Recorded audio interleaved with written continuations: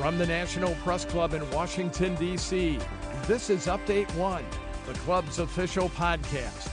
It features newsworthy stories originating from the NPC facilities, as well as broader topics related to journalism, communications, press freedom, and transparency.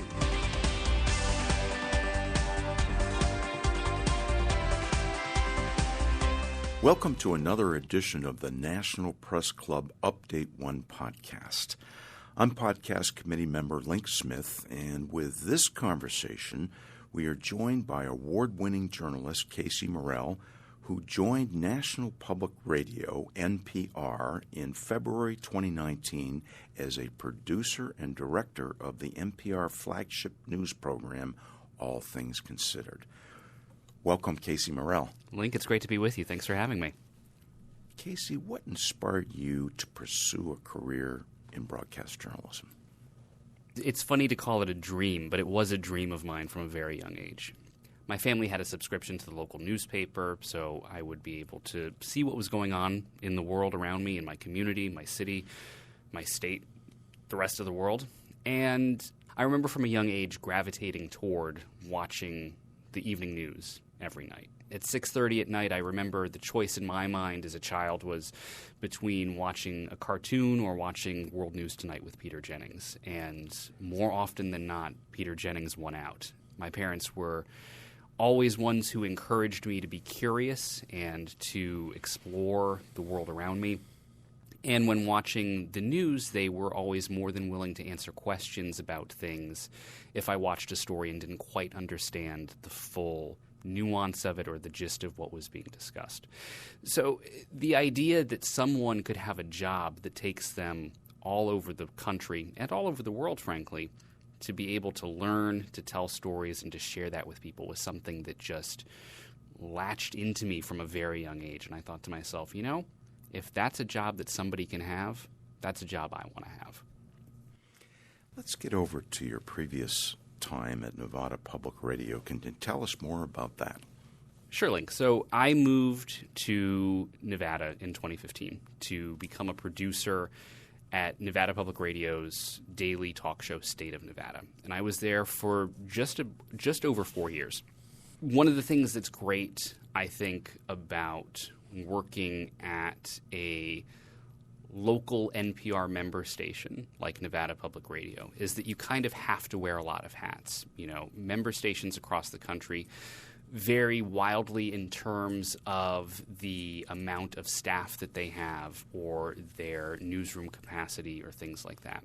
So even though I was hired as just a producer, the experiences that I had there let me be an editor. They let me be a director of a live show. They let me be a reporter. They let me be a newscast announcer. And being able to wear all of those different kinds of hats, I think, is something that has helped me in my career so far.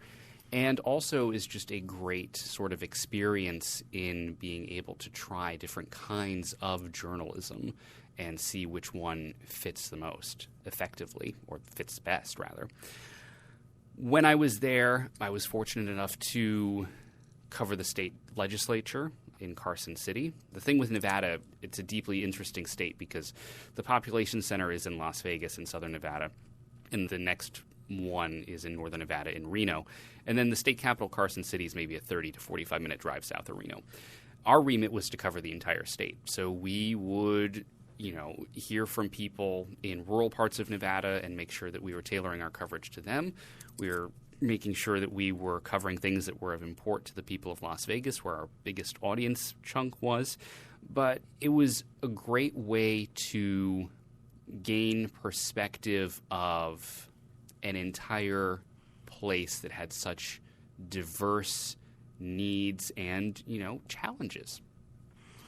You worked at KBIA-FM in Columbia, Missouri, where your documentary reporting on a religious community in northeast Missouri won a Society of Professional Journalists Sigma Delta Chi Award, also two Radio, Television, Digital News Association, RTDNA, Edward R. Murrow Awards.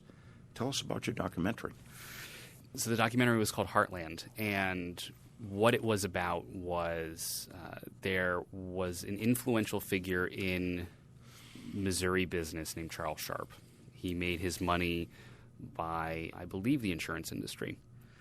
And what he did was, using his money, he decided to build an intentional religious community in Northeast Missouri. This is a place that looks and feels like any suburb that you would see in any part of the country. The houses with trimmed lawns, the diner, the grocery store, the school, everything is right there. And Heartland, one of the ways that it made money and was a self-sustaining community was that it had a dairy creamery and a dairy farm. And another way that it made money was that it had residential treatment facilities, both for juveniles and for adults. And how we found out about Heartland was because there had been allegations made against the treatment facilities, both for juveniles and for adults, that there were abuses taking place in those facilities. And we decided to look into it. So we spent the better part of a year and a half interviewing people who had been in the treatment facilities, both as juveniles who were now adults and adults who had been there for some length of time, to find out what was going on. And the linchpin that all of this kind of rested on was that the state of Missouri in criminal proceedings would remand people on drug offenses to these facilities in particular. So we wanted to figure out what the nexus was between the political angle to this, the religious angle, and why this community existed in the first place. Charles Sharp died a few years ago, but he was a major donor to Missouri Republican politics, and he created this community because he was a very religious person and wanted to have a place that reflected the values that he believed in. But that was in contradiction, of course, with the allegations that people going to these facilities were being mistreated, and in some cases mistreated horribly.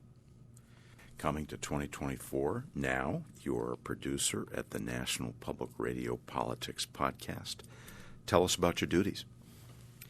So the NPR Politics Podcast is a daily look at whatever is going on in the world of politics. And as I'm sure you know, Link, and as I'm sure our listeners here know, there's no shortage of news going on in this election year. But basically what we try to do is look at it as, if you are coming to us as your only source of political news, how can we make sure that you are the most informed that you possibly can be? Let's spend 15 to 20 minutes each day talking about one or two specific things taking place in the political arena as we see it. And, kind of like what I was saying earlier with Global Journalist, how can we make sure that you leave here knowing at least one thing you didn't know before? Our ambition, though, because we know that political news can tire people out, it can exhaust people. Some people just choose to tune out, and that's understandable. But we want to present that news and information in a way that is easy and is accessible to everyone.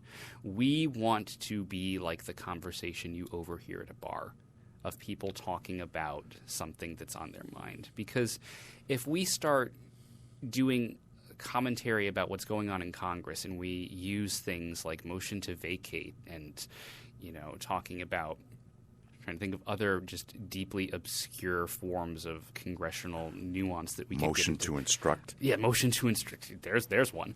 Talking about, Congress can't do this because the parliamentarian has said that, they're not able to do this, and they're in a fight with Senate leadership. Those are all things that are well and good, but in a vacuum, if you don't know anything about that, then you're going to think oh, this news isn't for me. So if those things are important, we want to explain them in a way that is accessible and is fun. We want to make sure that if you were the proverbial alien landing on Earth for the first time and you had no knowledge of how United States government, politics, voter attitudes, anything like that worked, you could listen to this podcast for a few episodes and think okay, I have a somewhat better understanding of how all of this works. We don't treat you like an expert, but we also don't treat you like a complete novice. We're somewhere in the middle trying to make sure that those two sides of the continuum can both be satisfied. Who are among the journalists, albeit broadcast, that have influenced you the most? Oh, this is always a tough question because I'm sure I'm going to leave somebody out.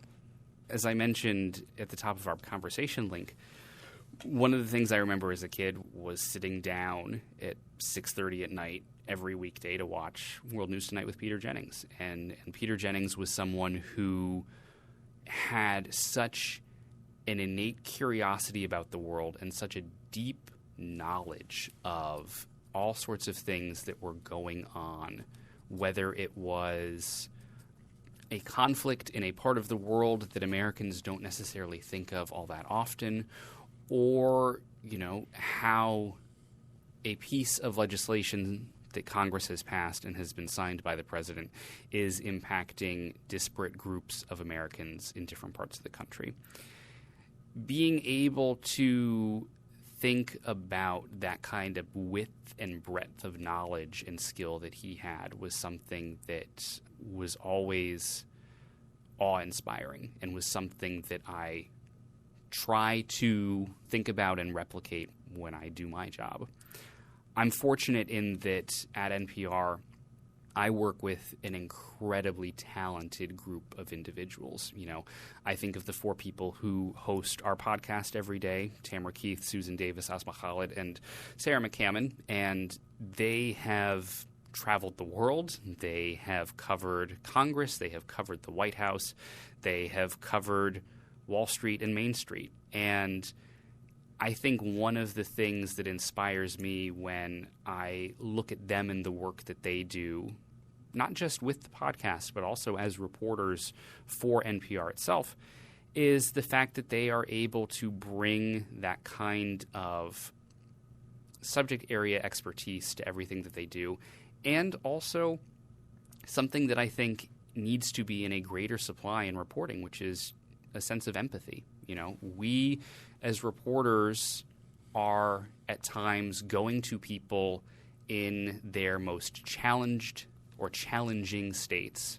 They may have faced an utter tragedy, and we are asking them to share their stories with us.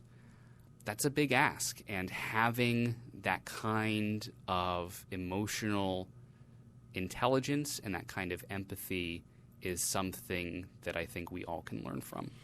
Any examples of a situation just like that? When I lived in Las Vegas, one of the things that I had to cover was the worst mass shooting in U.S. history, which was at a country music festival on the 1st of October in 2017. And talking to people who were at the event after the fact, or talking to people who had lost friends or had lost family members, it is a big ask to see if those people are willing to talk to you and to share their pain and their grief with you, who is a relative stranger, who is then going to share it to even more relative strangers, right? And keeping in mind you're remaining fact-based amidst emotions. That's a trick. Oh, absolutely. I mean, it's one thing to see tragedy unfold in a place that you are only vaguely familiar with. And it's another thing entirely when it happens down the street, relatively speaking. Where I lived in Las Vegas, the night of October 1st, I could hear the police sirens and the ambulances heading toward the festival grounds because of the shooting. And it is surreal to think about being in a position to cover something like that in a place that you know like the back of your hand. Is the skill of remaining emotionally detached, covering a story that is full of emotion, something that's learned, Casey? I think it is learned, but I also think that it is important to realize and to always remember at the end of the day that you are also a human. right? And there are some things where that kind of emotional detachment just is not going to happen. And that's okay.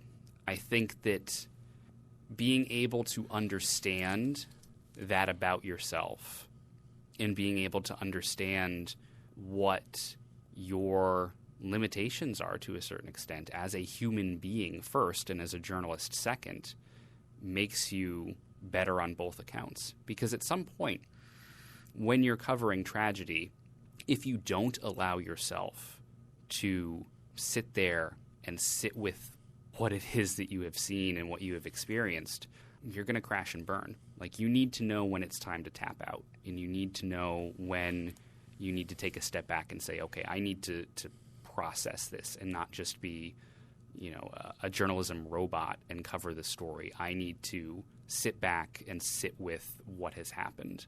And I think that in some ways is a departure from the so-called old school of journalism, the idea that you would just keep going and motor through it. I think that today, especially with younger journalists, the sense is much more that you need to be in a position to allow yourself to feel those kinds of things, not let it influence your reporting and color the way that you present the story, but acknowledge the fact that you're a person too, and there are going to be things that you see and that you cover that are going to have a profound impact on you as a person. And then you can learn from that in the future.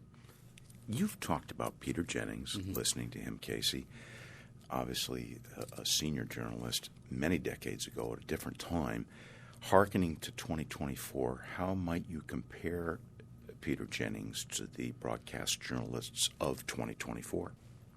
I think that there's a strong through line that you can draw, right? Because people don't get into this business unless they have a preternatural sense of curiosity, right? Or they don't have a sense of adventure and a willingness to go to hard places and tell difficult stories, right? I think where things might be slightly different from the journalists of the past, be they broadcast or print, is that there's a stronger sense of care and carefulness, I think, both in terms of the way that stories are reported and also personal safety. I think that the days where someone would just parachute into a war zone to find a story and to tell it and go from there are fading fast. It is much more of a sense now of, okay, you're going to a place that might be a little hot in terms of conflict. Let's talk to a security advisor. Let's make sure that you've taken a field medical course so you know that if you get hurt or if your producer or cameraman or audio person gets hurt, you all know how you can treat each other and give each other basic field aid before a medic is able to come to you. If you're in a situation that seems like it could be a little bit hairy, best ways to get out of it, I think that there is more emphasis placed on that kind of personal safety today than there may have been in years past. So the sense of curiosity and wonder that broadcast journalists have had is not lost. I think that it may be given a little bit more care than it had been in years prior. Casey, let's get over to a big subject that's part of the National Press Club mission, media literacy. To the state of media literacy in our nation today, any perspectives you might like to share? Link, one of the things that I think is important is the ability for people to be able to have access to high-quality information and to be able to distinguish between that high-quality information, things that are sourced and vetted and confirmed to be true, and that which is more based on rumor and hearsay and, the person's feelings who wrote it. That kind of education and that kind of literacy and the skill to then be able to distinguish between and identify those different things is a very valuable one to learn, because if you are someone who is relying on sources of information that are not necessarily at the same caliber or have the same level of care put into the fact-checking and the research end of things, then you may end up less informed than if you had been able to or otherwise sought out sources of information that were more well-vetted. If the goal of journalism is to show them things that they didn't necessarily know before, if the audience is in a position where it is only consuming poorly sourced or poorly obtained information, then journalism as a whole is not doing its job.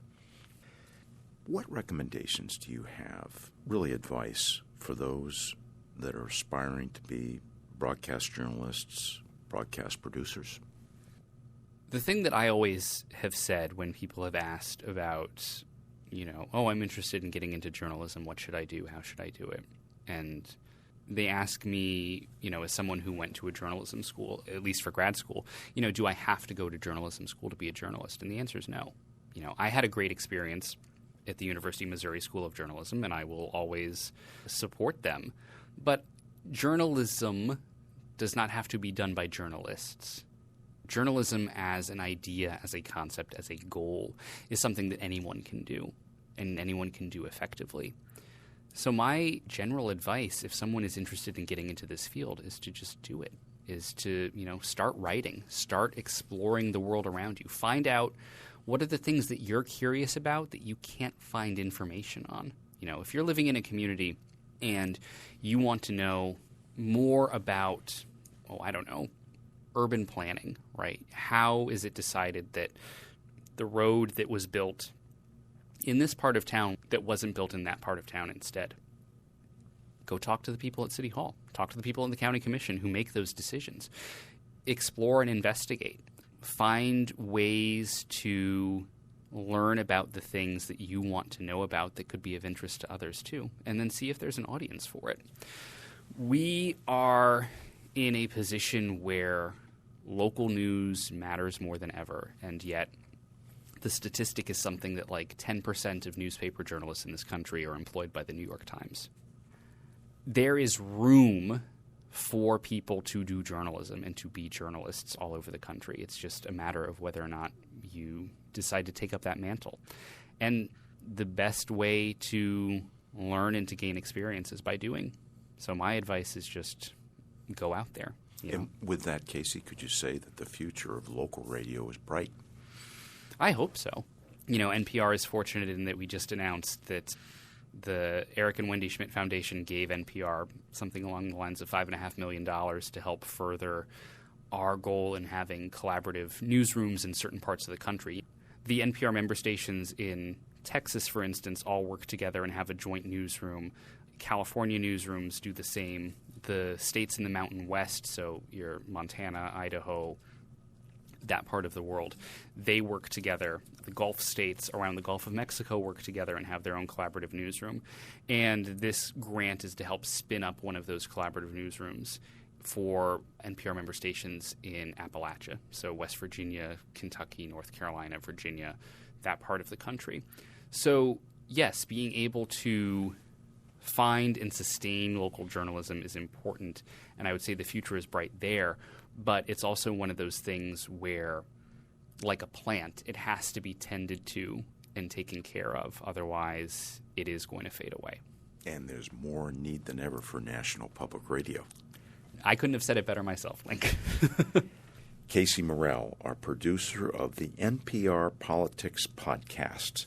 Thank you for joining us on another edition of the National Press Club Update 1 podcast. Link, it's been a pleasure. Thanks for having me. You have been listening to Update 1, the official podcast of the National Press Club, the world's leading professional organization for journalists and a vigorous advocate of press freedom worldwide. If you have any questions or comments about Update 1, send an email to update1podcast@gmail.com.